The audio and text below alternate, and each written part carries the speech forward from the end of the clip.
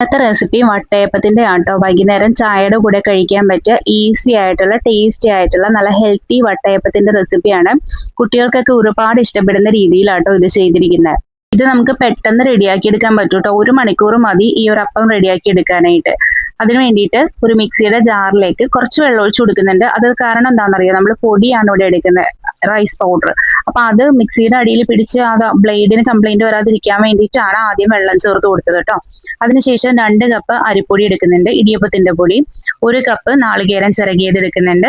ഇത് 1 കപ്പ് അവല് 10 മിനിറ്റ് വെള്ളത്തിൽ കുതിർത്ത് വെച്ചതാണ് കേട്ടോ. അതുകൂടെ ചേർത്ത് കൊടുത്തിട്ട് ആവശ്യത്തിന് വെള്ളവും കൂടി ഒഴിച്ച് നന്നായിട്ടൊന്ന് അരച്ചെടുത്തിട്ട് വരാം. നല്ല പേസ്റ്റ് പോലെ അരയണം കേട്ടോ. ഇത് നമ്മൾ അരി അല്ലാത്തത് കൊണ്ട്, പൊടി ആയതുകൊണ്ട് പെട്ടെന്ന് അരഞ്ഞോളൂ കേട്ടോ. പിന്നെ ആ നാളികേരം അരയാനുള്ള ഇത് മാത്രമേ ഉള്ളൂ. അപ്പൊ അത് ബ്ലെൻഡ് ചെയ്തെടുത്ത് കൊണ്ടതിന് ശേഷം പകുതി മാവ് ഒരു പാത്രത്തിലേക്ക് മാറ്റിയിട്ടുണ്ട്. ബാക്കി മാവിലോട്ട് ആവശ്യത്തിന് ഉപ്പും അതുപോലെ 4 ടേബിൾ സ്പൂൺ നിറയെ പഞ്ചസാരയും അതുപോലെ ഈസ്റ്റ് ചേർക്കുന്നുണ്ട്. ഒരു 1/4 ടീസ്പൂൺ ഈസ്റ്റ് ചേർക്കുന്നുണ്ട് കേട്ടോ.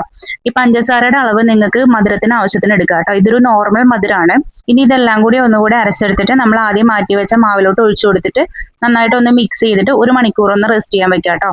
1 മണിക്കൂർ വെച്ചാൽ മതി, അതിൽ കൂടുതലൊന്നും വെക്കണമെന്നില്ല. 1 മണിക്കൂർ റെസ്റ്റ് ചെയ്യാൻ വെക്കാം. അതുപോലെ ഏലക്കാപ്പൊടി ചേർക്കാൻ മറക്കരുത് കേട്ടോ. 1 ടീസ്പൂൺ ഏലക്കാപ്പൊടി കൂടെ ചേർക്കണം. എന്നിട്ട് 1 മണിക്കൂറിന് ശേഷം നമുക്കിത് ആവിയിൽ വേവിച്ചെടുക്കാം കേട്ടോ.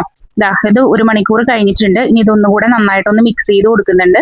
ഇനി ഇത് ഏത് പാത്രത്തിലാണോ നമുക്ക് ആവിയേറ്റി എടുക്കേണ്ടത് ആ പാത്രത്തിലോട്ട് നെയ്യ് തടവിയിട്ട് ഒഴിച്ചു കൊടുക്കുക കേട്ടോ. ഞാൻ ഇതുപോലത്തെ ബൗള് 3 എടുക്കുന്നുണ്ട്. അതിൽ 3ലും നെയ്യ് തടവിയിട്ട് അതിലേക്ക് ബാറ്റർ ഒഴിച്ചു കൊടുത്തിട്ടുണ്ട്. പിന്നെ അതുപോലെ തന്നെ ഒരു വലിയ പാത്രത്തിലും കൂടെ ചെയ്യുന്നുണ്ട് കേട്ടോ. അപ്പൊ ഇത് ഇത്ര എടുത്തിട്ട് ഇഡ്ഡലി സ്റ്റീമറിലാണ് വെച്ചിരിക്കുന്നത്. താഴത്തെ തട്ട് വെച്ചിട്ട് ഈ ബൗൾസ് വെച്ചിട്ടുണ്ട്. അതിന്റെ മേളിൽ ഏറ്റവും മുകളിലത്തെ തട്ടെടുത്ത് മറിച്ചിട്ട് കൊടുത്തിട്ട് അതിന്റെ മുകളിൽ ഇതുപോലെ ഒരു പാത്രത്തിൽ നെയ്യ് തടവി അതിലൊഴിച്ചിട്ട് അതുകൂടെ വെക്കുന്നുണ്ട് കേട്ടോ. എന്നിട്ട് ഇത് അടച്ചു വെച്ച് ഒരു 20 മിനിറ്റ് സ്റ്റീം ചെയ്തെടുക്കാം കേട്ടോ. ഞാനിപ്പോ ഇത് ഇൻഡക്ഷൻ സ്റ്റൗവിലാണ് വെക്കുന്നത്. ഏതിൽ വെച്ചാലും 20 മിനിറ്റ് സ്റ്റീം ചെയ്തെടുക്കാം.